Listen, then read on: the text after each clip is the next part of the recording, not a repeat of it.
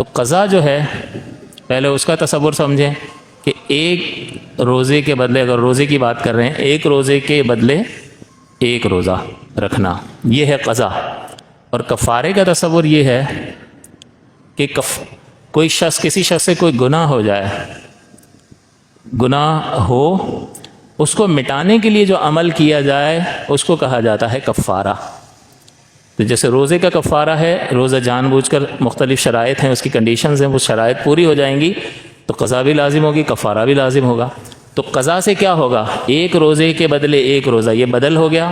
اور کفارے سے کیا ہوگا؟ وہ جو گناہ کیا تھا اس گناہ کا بدل بنے گا، اس گناہ کو مٹانے کا سبب بنے گا، وہ چیز جو ہے گناہ ہو، اور اس گناہ کو مٹانے والی چیز، یہ کفارہ کہلاتی ہے۔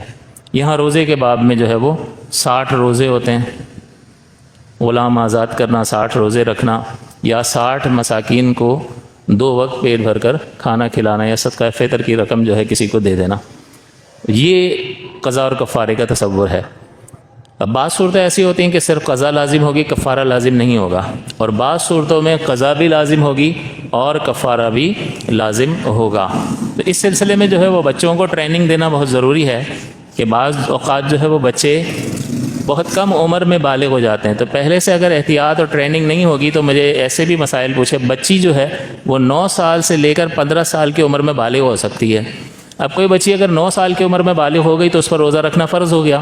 اب وہ روزہ رکھ رہی ہے اور اس کو اتنی وہ احتیاط نہیں کرتی ہے، اور وہ چھپ کے پانی بھی پی لیتی ہے وغیرہ، تو اب یہ جان بوجھ کے روزہ توڑنا تو اس کے اوپر کفارے لازم ہو رہے ہیں۔ تو ایسی بہت ساری بہنوں نے مجھ سے رابطہ کیا، اب وہ ظاہر ہے کہ سمجھداری کی عمر میں ہے، لیکن کہا کہ بھئی یوں ہم 12 سال میں بالغ ہوئے تھے، تب تو اتنی سمجھ نہیں تھی، امی رکھواتی تھیں، چھپ چھپ کے ہم یہ سب کارنامے کرتے تھے۔ تو اب اس کا کیا، اس کو یہی بتایا کہ بھئی یہ تو کفارے لازم ہو گئے، تو ذرا بچوں کی ٹریننگ کی ضرورت ہے اس سلسلے میں۔ دوسری چیز یہ کہ قضا اور کفارہ کب لازم ہوگا، دونوں چیزیں، اس کے لیے چند شرائط ہیں۔ سب سے پہلی شرط یہ ہے کہ وہ رمضان کا ادا روزہ ہو۔ نتیجہ یہ نکلا کہ رمضان کے علاوہ کسی بھی روزے کو جان بوجھ کے بھی توڑ دیں گے تو صرف قضا لازم ہوگی، کفارہ لازم نہیں ہوگا۔ کفارے کا تصور صرف رمضان کے ادا روزے کو توڑنے کے لیے ہے۔ تو پریشان ہونے کی ضرورت نہیں کہ میں نے فلاں نفل روزہ رکھا تھا پھر توڑ دیا تھا، جان بوجھ کے ہی توڑ دیا تھا، تو مجھے کیا 60 روزے بھی رکھنے پڑیں گے؟ اس کا تعلق، کفارے کا تعلق صرف رمضان کے ادا روزے سے ہے۔ لہٰذا کسی شخص نے رمضان کا قضا روزہ رکھا ہے، وہ سفر پر گیا تھا اور اس نے سفر کی وجہ سے جو شریعت رعایت دیتی ہے اس نے روزہ نہیں رکھا تھا، اور اب اس نے گھر پر آ کر روزہ رکھا اور جان بوجھ کے توڑ دیا، تو اگرچہ وہ رمضان کا روزہ ہے لیکن ادا نہیں ہے، قضا روزہ ہے، لہٰذا قضا ہی کرنی ہوگی، کفارے کا کوئی بھی تصور نہیں ہے۔ تو سب سے پہلے کفارہ اس وقت لازم ہوگا کہ جب رمضان کا روزہ ہو اور وہ بھی ادا روزہ ہو۔ دوسری چیز جو ہے، نیت اس نے رات میں کی ہو۔ آپ کو بتایا نیت کا وقت کب سے شروع ہو رہا ہے؟ غروب آفتاب سے لے کر دن میں زوال کا وقت شروع ہونے سے پہلے پہلے نیت کر سکتا ہے۔ تو ایک شخص نے رمضان کا روزہ رکھا ہے، ادا روزہ رکھا ہے، لیکن نیت اس نے دن میں کی تھی، ایسا روزہ اس نے توڑ دیا تو صرف قضا ہوگی، کفارہ نہیں ہوگا۔ تو اس نے نیت بھی رات میں کی ہو۔ اب یہاں رات سے مراد یہ ہے کہ روزہ شروع ہونے سے پہلے نیت کی ہو۔ تو سحری میں نیت کی ہے تو پورے روزے کے اسٹارٹ سے پہلے اس نے نیت کی ہو، یعنی پورے روزے میں اس کی نیت شروع سے ہو، تو ایسا روزہ اگر توڑیں گے تو کفارہ لازم ہوگا، ورنہ صرف قضا لازم ہوگی۔ لہٰذا کسی شخص نے صبح 10 بجے نیت کی ہو اور پھر جان بوجھ کے بھی توڑ دیا ہو تو گناہ گار تو ہوگا بلا عذر اگر کرے گا تو، لیکن چونکہ نیت اس نے دن میں کی ہے لہٰذا ایسی صورت میں اس روزے کی قضا ہے، کفارہ لازم نہیں ہے۔ تیسری چیز یہ ہوتی ہے کہ اس نے یہ روزہ قصدن توڑا ہو۔ قصدن کا مطلب ہوتا ہے جان بوجھ کر توڑا ہو۔ نتیجہ کیا نکلے گا کہ ایک شخص جو ہے وہ وضو خانے پہ کلی کر رہا تھا، منہ میں پانی تھا کلی کا، اور کسی کا دھکا لگ گیا اور وہ پانی گیا اندر، اب یہ چلا گیا یا نہیں؟ تو جسم کے اندر ایک چیز داخل ہوئی، روزہ تو ٹوٹ گیا، اور رمضان کا روزہ تھا، ادا روزہ تھا، رات میں اس نے نیت کی تھی لیکن جان بوجھ کے تو نہیں کیا، قصدن ہو گیا، اس پر قضا ہے، کفارہ نہیں ہے۔ اسی طرح کسی نے بندوق رکھ دی، اکراہن توڑوا لیا کہ توڑ ورنہ چلاتا ہوں گولی، تب رمضان کا ادا روزہ رکھا ہے، اس نے نیت بھی شروع سے کی ہے، سحری سے نیت کی ہوئی ہے، لیکن قصدن نہیں توڑ رہا بلکہ یہاں پر مجبور کوئی کر رہا ہے اور اس کی وجہ سے توڑ رہے ہیں، لہٰذا یہ مجبوری وہ کہ جس میں جان جانے کا یا عضو ضائع ہونے کا اندیشہ ہو. ایسے نہیں کہ ابا کہہ رہے ہیں توڑ نہیں تو تیری تو میں تجھے بتاتا ہوں، تو اس میں کہیں توڑ ڈالے گا تو یہ وہ قصدن میں ہی آئے گا، یہ تھوڑا خیال رہے. چوتھی چیز اس میں ہوتی ہے کھانے پینے یا ازدواجی تعلق سے توڑا ہو.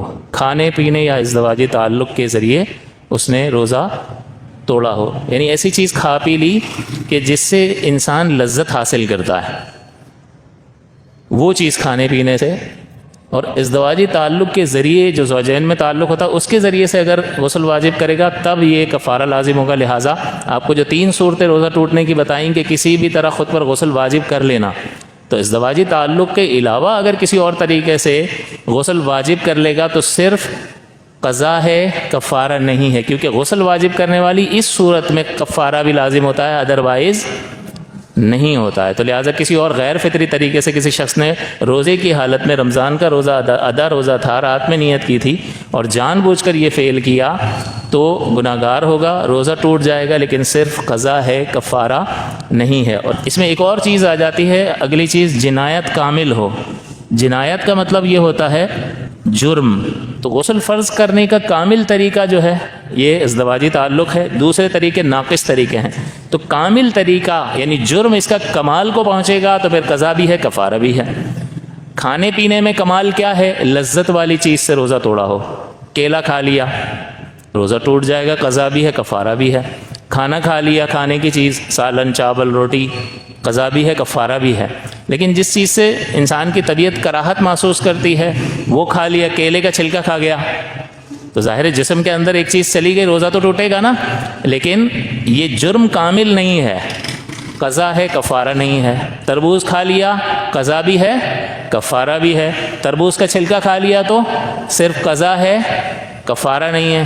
اتنا سا نمک لیا، چٹکی بھر، اس کی لذت ہے تو قضا بھی ہے، کفارہ بھی ہے. اتنا سارا نمک لیا، یہ تو ذائقہ ہی عجیب و غریب ہو جائے گا اور قریب ہے کہ اس کو تھوکنا پڑ جائے، تو قضا ہے، کفارہ نہیں ہے. تو جنایت جو جس طرح سے وہ روزہ کھانے پینے یا اس طریقے سے روزہ جو توڑ رہا ہے اس میں جنایت جرم کامل ہونا چاہیے، اور کامل کھانے پینے سے توڑ رہا ہے تو لذت والی چیز سے توڑے گا، اور غسل واجب کر رہا ہے تو جو اس کا فطری تقاضا ہے اس سے. تو لہٰذا دیکھیں الٹی یہاں لکھی ہوئی ہے، اگر الٹی سے ٹوٹ بھی گیا تب بھی قضا ہے، کفارہ نہیں ہے، کیونکہ اس سے تو انسان جو ہے نا بالکل اگرچہ وہ الٹی آئے گی، حلق بھی گیلا ہو جائے گا، سب ہو جائے گا، لیکن قضا ہے، کفارہ نہیں ہے.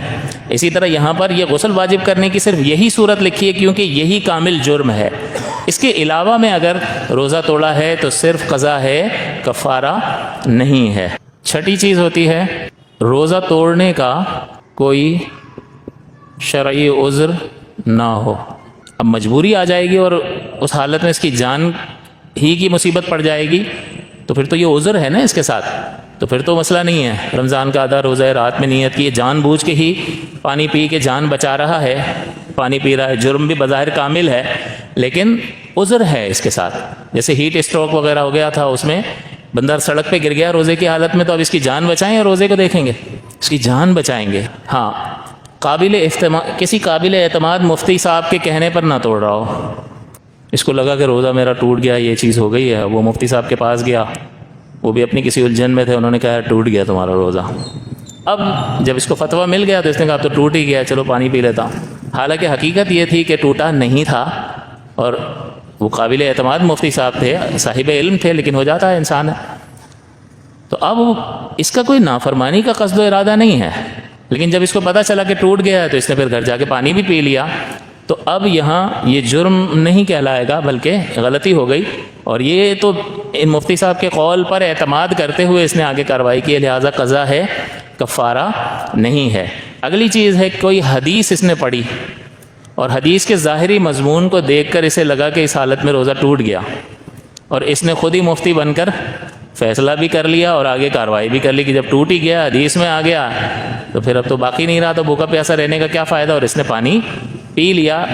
تو قضا ہے، کفارہ نہیں ہے، کیونکہ یہ کوئی جرم نہیں کر رہا ہے بلکہ ایک حدیث کو کہ ظاہر پر بنیاد رکھ کر ایک فیصلہ اس نے کر لیا جو کہ اس کو نہیں کرنا چاہیے تھا، لیکن بہرحال گناہ کا کوئی ارادہ نہیں ہے، لہٰذا جنایت کامل نہیں ہے، اس لیے قضا تو ہوگی، کفارہ نہیں ہوگا۔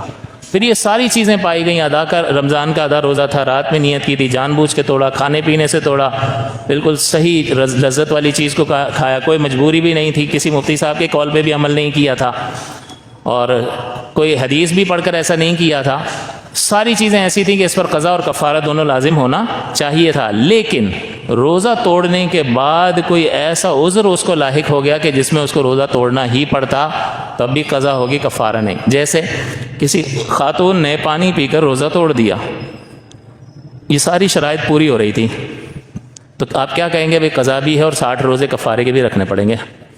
لیکن اسی دن غروب آفتاب سے پہلے، اسی روزہ مکمل ہونے سے پہلے اسے حیض آ گیا، مخصوص ایام اس کے شروع ہو گئے، تو اگر یہ نہیں توڑتی تب بھی اس کا روزہ ٹوٹ جاتا، ختم ہو جاتا، اور یہ بعد میں قضا کرتی۔ لہٰذا روزہ توڑنے کے بعد کوئی ایسا عذر نہ پایا گیا ہو جس میں ویسا ہی روزہ توڑنے کی اجازت مل جاتی ہے یا خود بخود ٹوٹ جاتا ہے، تو اگر ایسا ہوا تب بھی قضا ہے، کفارہ نہیں ہے۔ ایک آدمی نے پانی پی کر روزہ توڑ لیا، بالکل ٹھیک ٹھاک تھا، تو ہم کہیں گے اس پر قضا بھی ہے اور کفارہ بھی لازم ہے۔ لیکن پھر وہ نکلا اور بہت زبردست اس کا ایکسیڈنٹ ہو گیا، اب اس کو اسپتال لے گئے اور اس کو ڈال رہے ہیں، پانی پلا رہے ہیں اور وغیرہ وغیرہ دوسری چیزیں کر رہے ہیں اس کے ساتھ۔